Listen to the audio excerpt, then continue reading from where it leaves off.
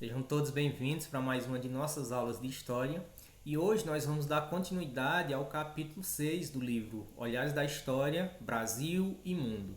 Na nossa aula anterior, nós destacamos algumas das transformações que passaram a surgir aqui no Brasil, na sociedade brasileira, sobretudo a partir do início do século XX. E hoje nós vamos estudar esse tema, a Semana de Arte Moderna de 1922. Esse é um assunto que vocês devem ter um bom conhecimento, porque vocês já estudaram na disciplina de língua portuguesa. Inclusive, se não fosse essa pandemia, estava programado um belo evento que com certeza teria abrilhantado o nosso ano letivo lá em nossa escola. Bem, uma das primeiras indagações que vem à nossa mente é: mas o que foi a Semana de Arte Moderna de 1922? A Semana de Arte Moderna foi uma manifestação artístico-cultural que ocorreu no Teatro Municipal de São Paulo entre os dias 11 a 18 de fevereiro do ano de 1922. O evento reuniu diversas apresentações de dança, música, recital de poesias, exposição de obras como pinturas, esculturas, além de várias palestras. Os artistas envolvidos propunham uma nova visão de arte, a partir de uma estética inovadora inspirada nas vanguardas europeias. Juntos, eles visavam uma renovação social e artística no país e que foi deflagrada pela conhecida Semana de 22. O evento chocou grande parte da população e trouxe à tona uma nova visão sobre os processos artísticos, bem como a apresentação de uma arte mais brasileira. Houve um rompimento com a arte acadêmica, inaugurando assim uma revolução estética e um movimento modernista aqui no Brasil. Mário de Andrade foi uma das figuras centrais e principal articulador da Semana de Arte Moderna de 22. Ele esteve ao lado de outros organizadores, como por exemplo o escritor Oswaldo de Andrade e o artista plástico Di Cavalcanti. Algumas características da Semana de Arte Moderna de 1922 que a gente pode destacar primeiro ponto, ausência de formalismo, ruptura com o academicismo e o tradicionalismo, crítica ao modelo parnasiano, influência das vanguardas artísticas europeias como o futurismo, cubismo, dadaísmo, surrealismo e expressionismo, valorização da identidade e cultura brasileira, fusão de influências externas aos elementos brasileiros, experimentação estética, liberdade de expressão, aproximação de linguagem oral com utilização de linguagem coloquial e vulgar, além de temáticas nacionalistas e cotidianas. Então, esses pontos que eu destaquei aí fazem parte de algumas das principais características da famosa Semana de Arte Moderna de 22.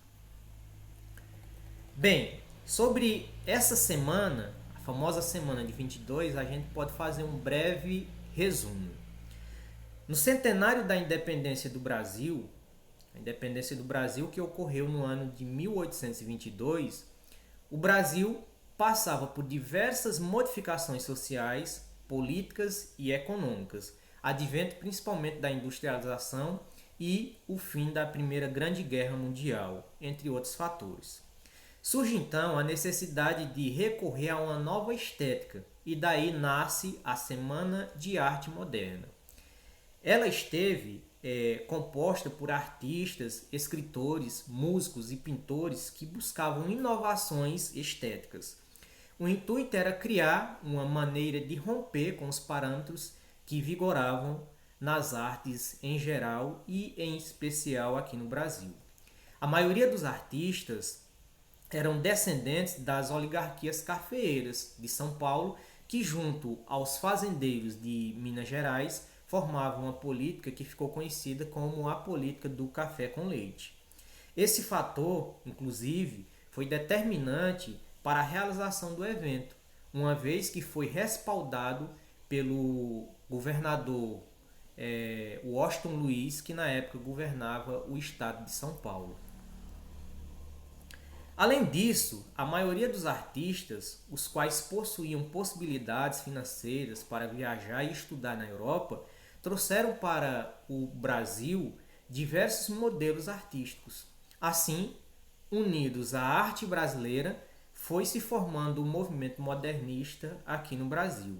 Com isso, São Paulo demonstrava, em comparação, em confronto com o Rio de Janeiro, novos horizontes e uma figura de protagonismo na cena cultural brasileira.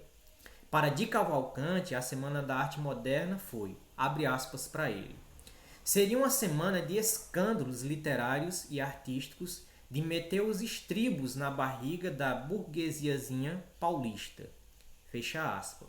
Então essa passagem aí ela retrata o quê? Retrata que para esse artista, a Semana da Arte Moderna foi um movimento que viria para romper com alguns paradigmas que fazia parte da sociedade brasileira e em especial a sociedade paulista.